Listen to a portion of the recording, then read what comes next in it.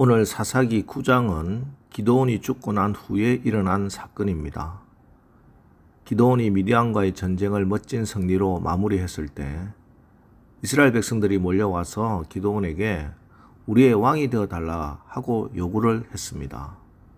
그러나 어제 살펴봤듯이 기드온은 나도 내 자식들도 왕이 되지 아니할 것이다 라고 하고 여호와께서 너희를 다스리시리라는 유명한 말을 남깁니다. 여기서 기드온의 이야기가 막을 내렸다면 얼마나 멋졌을까요? 그러나 왕이 되어달라는 백성의 요구를 거절했던 기드온이지만 백성들에게 귀고리를 모아서 금으로 에봇 하나를 만들어 자기 집에 전시합니다. 왜 기드온은 제사장의 에봇을 금으로 만들어 자기가 보관했을까? 원래 의도는 그리 나쁘지 않았을 겁니다. 아마 미디안과의 전쟁에서 여러 번 하나님의 뜻을 따라서 승리하게 하신 하나님께 감사하는 성전의 기념비 같은 의미로 만들었을 겁니다. 그런데 이 에봇이 백성들에게 바알과 같은 우상으로 변질됩니다. 이것이 인간적으로 아무리 좋은 의도였다고 해도 하나님의 말씀 없이 자기 소견에 오른 대로 행한 결과입니다. 백성들이 에봇 앞에 와서 제사를 지내고 예물을 그 앞에 드리고 돌아갑니다. 그래서 그것이 기드온과 그의 집에 올무가 되어 버렸습니다. 왕이 되기를 거절했던 기드온이 왕 같은 대접을 받고 왕 같은 생활을 하게 된 것입니다. 그리고 마침내 기드온은 자기의 통제 범위를 벗어난 문란한 사생활을 하게 됩니다. 많은 아내를 거느리고 그들로부터 70명의 아들을 낳았습니다. 그것도 모자라 심지어 세겜의 가나안 여인을 첩으로까지 둡니다. 그 아들의 이름이 아비멜렉입니다. 내 아비는 왕이다 라는 뜻입니다. 첩의 아들이 자기 아버지가 기드온이 왕이다 이런 이름을 가지게 되는 것이죠. 그런데 이 아비멜렉은 70명의 아들들에게 따돌림을 당했던 것 같고 그래서 아비멜렉은 철저하게 상처 가운데 분노를 품고 자랐습니다. 그리고 이 아비멜렉을 통해 오늘 9장에 엄청난 비극이 일어나는 것입니다. 아비멜렉은 세겜 사람들의 후원을 덧입어서 청부 살인업자를 고용해서 자기 아버지 즉 기드온의 아들 이복 형제 70명을 한 반석에서 때려 죽이고 왕이 되어서 이스라엘을 3년이나 다스립니다. 그러나 성경 어디에서도 이 아비멜렉을 이스라엘의 왕으로 인정하지 않습니다.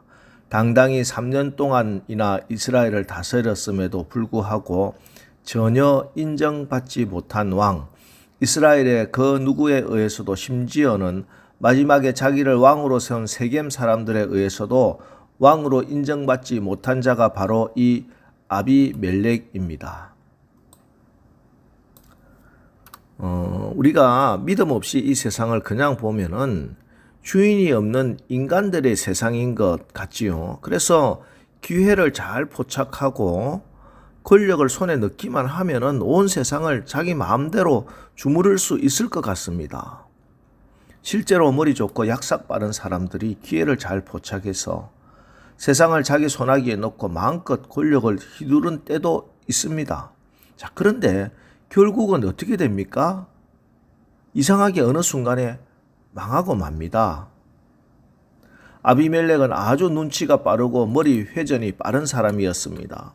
그는 아버지 기드온이 이스라엘 안에서 엄청난 영향력을 끼치다가 세상을 떠났을 때 그 권력의 공백을 알아챘습니다. 그래서 자기가 속한 가나안 족속 세겜 사람들과 손을 잡고 왕이 되었습니다.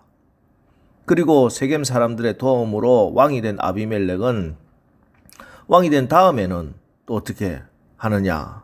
다시 세겜 사람들을 멀리하고 이스라엘 부족과 손을 잡고 기드온의 아들로 행세하기 시작합니다. 기드온이 죽자 권력의 공백이 보였던 정치적 감각으로 보니 왕이 되고 나서 세겜 사람들과 친해봤자 전혀 자기가 나라를 다스리는데 도움이 안 되는 거죠. 이스라엘 주류와 손을 잡아야 되겠다. 그래야 정통성을 가질 수 있다 하는 것이 보였기 때문입니다.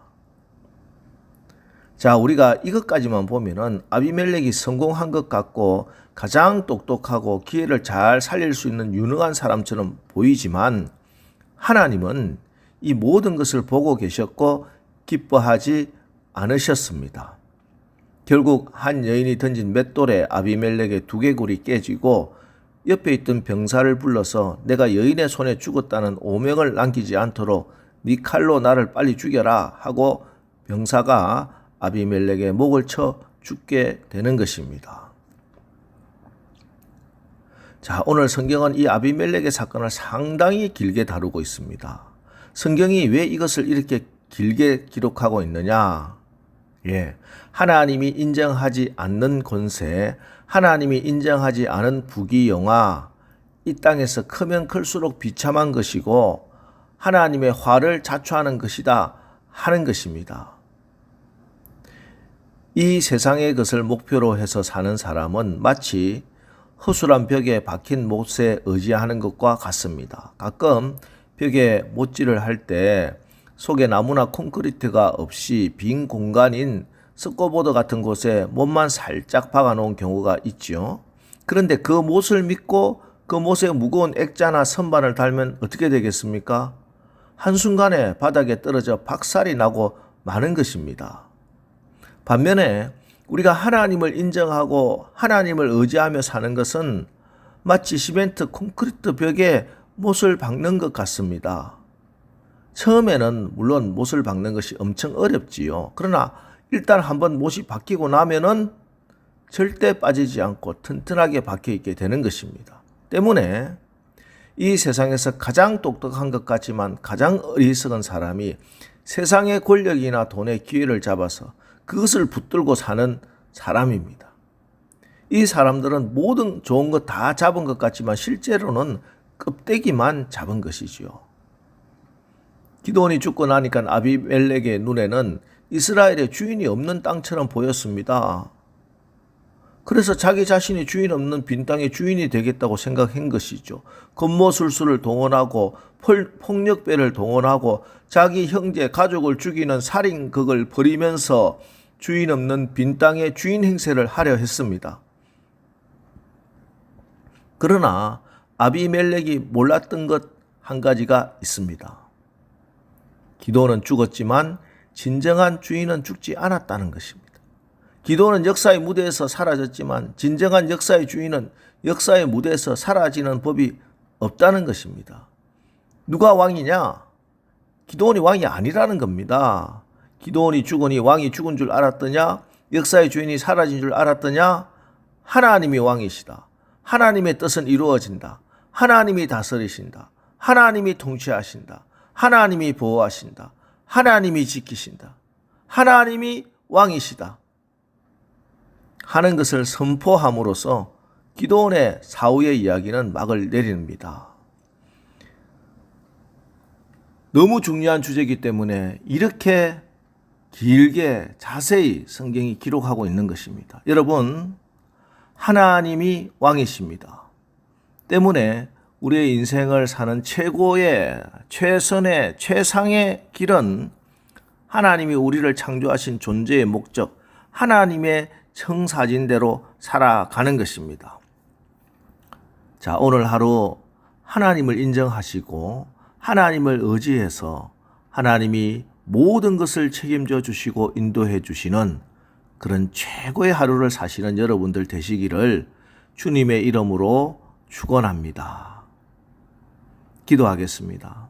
하나님이 온 세상을 창조하시고 하나님이 온 세계의 왕이심을, 그래서 하나님이 인정하지 않는 권세, 하나님이 인정하지 않는 부귀영화, 이 땅에서 크면 클수록 비참한 것을 분명히 깨닫게 하시니 감사합니다. 우리의 삶이 날마다 하나님의 왕되심을 선포하고 증거하는 삶을 살아서 하나님의 영광만 나타나게 하옵소서. 그래서 우리의 삶이 하나님이 우리를 향하신 목적하심을 바로 깨닫고 하나님과 이웃에게 선하고 아름다운 성령의 열매를 맺게 우리에게 주신 사명 잘 감사함으로 감당해서 살아가게 성령님 오늘도 우리를 인도하여 주옵소서. 예수님의 이름으로 기도합니다. 아멘. 자, 이제 오늘 하루도 우리가 성령의 지배를 받아서 하나님이 왕 되심을 선포하고 인정하고 살아 하나님의 뜻을 이루는 승리하는 삶을 살게 하옵소서. 오늘 말씀 붙들고 우리 합심해서 기도하고 나가겠습니다. 우리 기도하겠습니다.